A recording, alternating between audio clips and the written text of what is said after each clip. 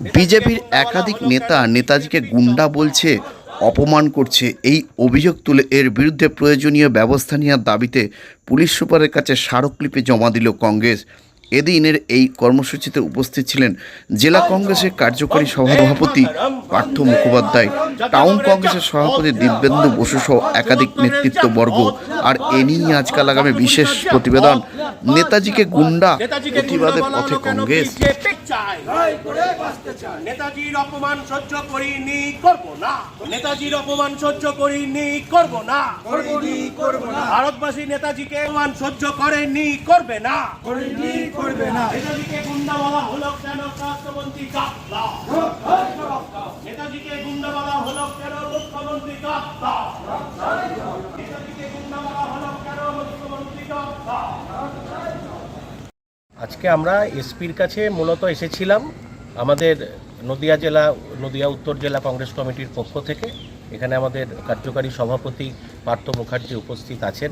মূল যেটা দাবি, যে সরকার নিজেকে রাষ্ট্রবাদী সরকার বলে, তা আপনারা জানেন যে এই রাষ্ট্রবাদী সরকারের নেতৃত্বে যে দল আছে ভারতীয় জনতা পার্টি, তাদের বিভিন্ন নেতা, তাদের রাজ্য সভাপতি থেকে শুরু করে অনন্ত মহারাজ থেকে শুরু করে আরও অসংখ্য নেতা নেতাজিকে যেভাবে অপমান করে চলেছে, তাকে গুন্ডা শব্দ দিয়ে যেভাবে অভিহিত করেছে, আমরা তাদের বিরুদ্ধে আজকে মাননীয় এসপি সাহেবের কাছে আমরা ডেপুটেশন জমা দিলাম।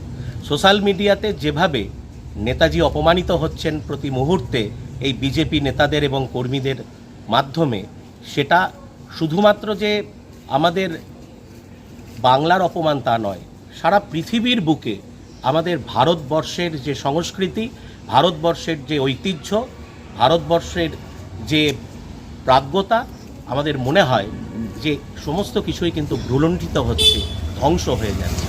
আজকে রাষ্ট্রবাদীর সংজ্ঞা বিজেপির কাছ থেকে জানতে হবে। 1930 সাল এই শ্যামাপ্রসাদ মুখার্জিকে নতুন করে আবির্ভাব করানো রয়েছে এই বিজেপির মাধ্যমে, যে তিনি নাকি পশ্চিম বাংলার জনক ছিলেন।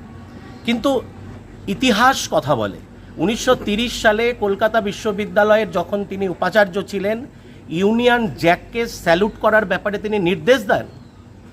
তখন ভারতবর্ষকে ব্রিটিশরা যেভাবে লুণ্ঠন করছে, ভারতবর্ষের তৎকালীন যারা বিভিন্নভাবে স্বাধীনতা আন্দোলনের সঙ্গে যুক্ত ছিল, যেভাবে তারা অত্যাচারিত হয়েছে ব্রিটিশ রাজের হাতে, সেই সময় 1930 সালে শ্যামাপ্রসাদ মুখার্জি বলছেন ইউনিয়ন জ্যাককে স্যালুট করতে হবে, এবং সেখানে ছাত্ররা তা করতে অস্বীকার করায় তিনি একজন ছাত্রকে বেদম বেত্রাঘাত করেছিলেন। 1942 সাল ভারত ছাড়ো আন্দোলন, 26শে জুলাই শ্যামাপ্রসাদ মুখার্জি ব্রিটিশের কাছে চিঠি পাঠাচ্ছেন যে যদি কংগ্রেসের নেতৃত্বে কোনো আন্দোলন সংগঠিত হয় তাহলে যেন সরকার তাকে দমন করে, কঠোর হাতে দমন করে। আজকে তাদের কাছ থেকে আমাদের রাষ্ট্রবাদের সংজ্ঞা শিখতে হবে, দেশপ্রেম শিখতে হবে বিজেপির কাছ থেকে। আমরা ধিক্কার জানাই। আমরা আজকে সমস্ত ডকুমেন্টস জোগাড় করে আমরা এসপি অফিসে এর বিরুদ্ধে আমরা এফআইআর করেছি। আমরা চাই যে সোশ্যাল মিডিয়ার যে লিঙ্কগুলো সেগুলো অবিলম্বে ডিলিট করা হোক, এবং আমাদের দাবি থাকবে যদি রাষ্ট্রবাদী সরকার হয়, তাদের যে নেতারা নেতাজি সম্পর্কে কুকথা বলেছেন, নেতাজিকে গুন্ডা বলেছেন, তাদের যদি হিম্মত থাকে তাহলে ভারতবর্ষের মানুষের কাছে ক্ষমা চেয়ে তারা এই দেশপ্রেমের যে সাফাই সেটাকে প্রমাণ করবেন। আর যদি করেন তাহলে বুঝবো যে একটা মেকি সংস্কৃতি বিজেপির মধ্যে আর বাইরের যে প্রকাশ তার মধ্যে কিন্তু কোনো মিল নেই। আমরা আশ্চর্য হয়ে গেছি যে রাজ্য অল পার্টি মিটিং ডাকলো না, আসন পুনর্বিন্যাস হয়ে যাবে। এ কি চলছে? এ সারা বাংলা জুড়ে এটা তো মানে শাসকের আইন চলছে। কোন রোস্টার? 2022 সালে কৃষ্ণনগরে আসন বন্টন হয়েছে অল পার্টি মিটিংয়ে ফার্স্ট রোস্টারের মাধ্যমে। এটা তো অল পার্টি মিটিংয়ের মাধ্যমে সিদ্ধান্ত হবে। তাহলে এগুলো না করে নিজের স্বেচ্ছাচারিতা আজকে বাংলাকে যেদিকে নিয়ে যাচ্ছে। আজকে তারা বলেছিল যে ভয় আউট ভরসা ইন।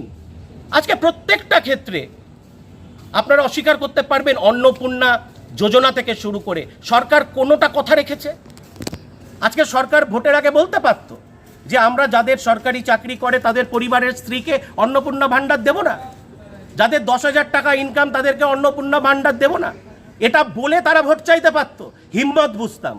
আজকে যেটা বলে তারা ভোট চাইলো আর ভোটে জিতে এসে তার অপোজিট কথা বলছে, এর বিরুদ্ধে আমাদের প্রতিবাদ। এই সরকার মিথ্যাবাদী সরকার। তাই আজকে থানাতে, পৌরসভাতে আলাদা আলাদা ইস্যুগুলোকে কেন্দ্র করে আমরা ডেপুটেশন দিয়েছি। আমরা এসপি অফিসেও এসেছি, নেতাজিকে যে গুন্ডা বলেছে তার জন্য ডেপুটেশন দিই।